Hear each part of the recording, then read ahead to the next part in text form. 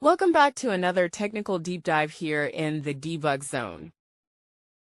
Today we're tackling a big question and breaking it down with insights from other users.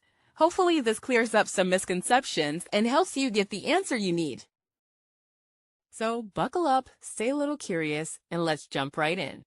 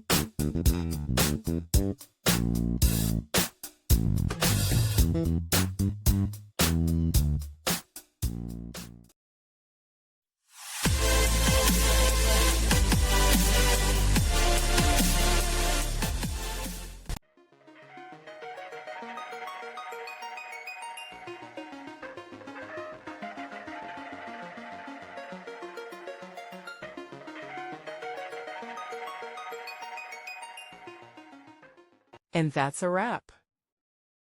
I hope you found the answer you were looking for. If you did, take a second to hit that subscribe button. It really helps out. And let me know in the comments which solution worked best for you. See you next time in the debug zone.